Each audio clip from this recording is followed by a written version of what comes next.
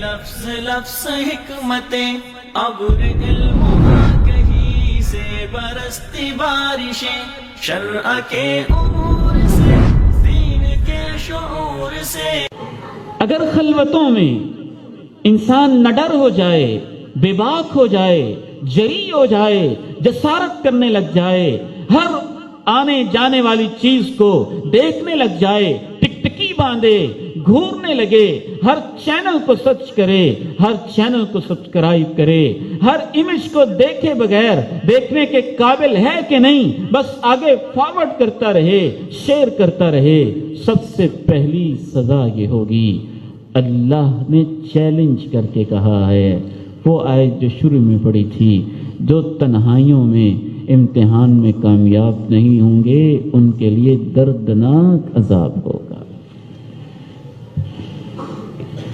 یا ایھا الذین آمنوا لیبلونکم اللہ بشیء من الصید تنالہ أيديكم ورماحكم ليعلم الله من يخافه بالغيب فمن اعتدى بعد ذلك فله عذاب أليم۔ إن الذين يحبون أن تشيع الفاحشة في الذين آمنوا لهم عذاب أليم في الدنيا والآخرة والله يعلم وأنتم لا تعلمون۔ دوسری آیت میں وضاحت کی، دردناک عذاب کبھی دنیا میں ہوتا ہے، کبھی آخرت میں ہوتا ہے۔ دردناک عذاب، کیا کیا دردناک عذاب؟ سر فہرست جسم نے خطا کی تھی، جسم پہ عذاب آئے گا۔ ما ظہرت الفاحشہ فی قوم قط الا وفشا فیہم الطاعون والاوجاع التي لم تکن فی اسلافہم الذین مضوا۔ میرا ایمان ہے رب کریم کے فرمان پہ اور صاحب قرآن کے فرمان پہ، دو ٹوک کہہ دیا، جس قوم کے اندر بے حیائی عام ہو جائے حتیٰ کہ وہ اس کو ایڈورٹائز کرنے لگیں، اس کا اعلان کرنے لگیں، کیا جامع الفاظ استعمال کیے، سوشل میڈیا پہ ایڈورٹائزمنٹ، بڑے بڑے بورڈ پہ ایڈورٹائزمنٹ۔ کسی چیز کی تشہیر تب تک مکمل نہیں ہوتی جب تک حوا کی بیٹی کو نیم برہنہ اور برہنہ کر کے سب کے سامنے اس کا اشتہار نہیں بنا لیا جاتا۔ رب کے پیغمبر نے فیصلہ کیا، جس قوم میں بے حیائی اس حد تک پھیل جاتی ہے، اللہ رب العزت کی طرف سے پھر اس قوم میں طاعون آتا ہے، وہ دردیں شروع ہوتی ہیں جو ان کے بزرگوں نے سنی بھی نہیں تھی۔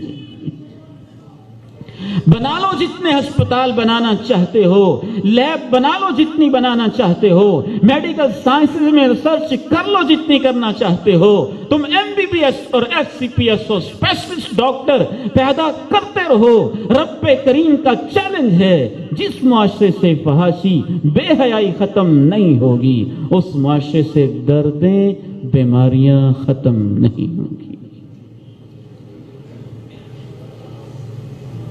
نیند کی گولیاں کھا رہے 25-26 سال کے نوجوان،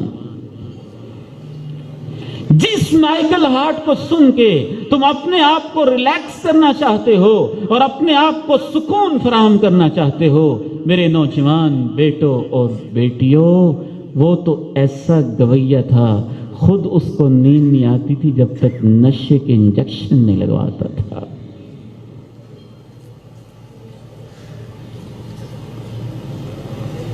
عذاب علیم انفرادی زندگی میں اور پھر اجتماعی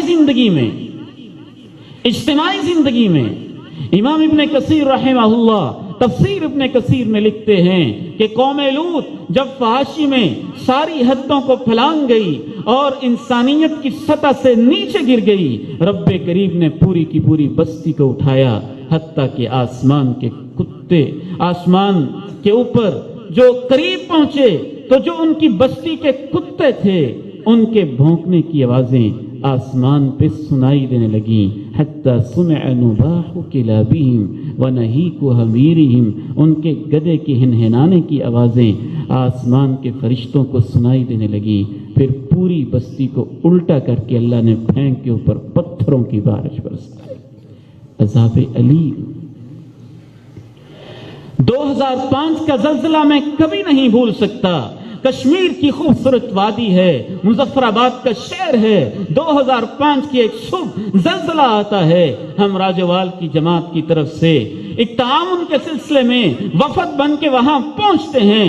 میں اپنی آنکھوں سے اس بات کا مشاہدہ کرتا ہوں، ایسے ایسے عذاب علیم کے منظر نظر آتے ہیں۔ ایک نیلم نامی ہوٹل، 7 اس کی منزلیں، وہاں کے دوستوں سے ہم پوچھتے ہیں یہ نیچے کیا نظر آ رہا ہے؟ بتاتے ہیں یہ 7 منزلہ ہوٹل تھا، جب زلزلہ آیا ہے تو اس کی 7 منزلیں زمین میں دھنس گئی ہیں۔ عذاب علیم ہوگا۔ دوسری سزا یہ ہوگی کہ جب آپ سوشل میڈیا کے اوپر ان چیزوں کو انجوائے کرنے لگیں گے، نقد سزا یہ ملے گی کہ آہستہ آہستہ کرتے کرتے آپ کے اندر سے ایمان رخصت ہوگا، منافقت بڑھے گی۔ جب ایمان رخصت ہو جائے گا، منافقت بڑھ جائے گی۔ الحیاء والایمان قرناء جمیعا فاذا رفع احدهما رفع الاخر۔ رب کے پیغمبر نے کہا ایمان و حیا لازم و ملزوم ہوتے ہیں، ساتھ ساتھ رہتے ہیں۔ حیا چلا جاتا ہے، ایمان چلا جاتا ہے۔ الحیاء شعبۃ من الایمان، یہ ایمان کی اہم ترین شاخ ہوتی ہے۔ جب ایمان جاتا ہے پھر منافقت آتی ہے، جب منافقت آتی ہے پھر دل پہ زنگ لگتے ہیں، جب دل پہ زنگ لگ جاتے ہیں پھر سوشل میڈیا پہ بے حیائی کرنے والے، دیکھنے والے، پوسٹ کرنے والے، فارورڈ کرنے والے لوگ حرم مکی میں امام کعبہ کے پیچھے قرآن کے 30 پارے بھی سن لیں تو ان کو تلاوت اور عبادت کی لذت نصیب نہیں ہوگی۔ ہر چیز کی ایک مٹھاس ہوتی ہے، ایمان کی اپنی حلاوت ہے، برائیوں کی اپنی مٹھاس ہے، اور جو ایمان کی مٹھاس سے محروم ہو جائے، برائیوں کی مٹھاس کا عادی ہو جائے، اس کا قلب مریض ہو جاتا ہے، پھر اس کی مثال اس مریض انسان کی طرح ہوتی ہے جو اندر سے بیمار ہو چکا ہے۔ اب اس کو میٹھی چیزیں بھی کھلائیں تو اس کو ذائقہ کڑوا لگتا ہے، کیونکہ وہ بیمار انسان ہے۔ تیسری سزا یہ ہوگی جو شیخ محترم قاری صاحب آپ کو سنا رہے تھے، لَأَعْلَمَنَّ أَقْوَامًا مِّنْ أُمَّتِي يَأْتُونَ يَوْمَ الْقِيَامَةِ بِحَسَنَاتٍ أَمْثَالِ جِبَالِ تِهَامَ يَجْعَلُهَا اللَّهُ هَبَاءً مَّنثُورًا۔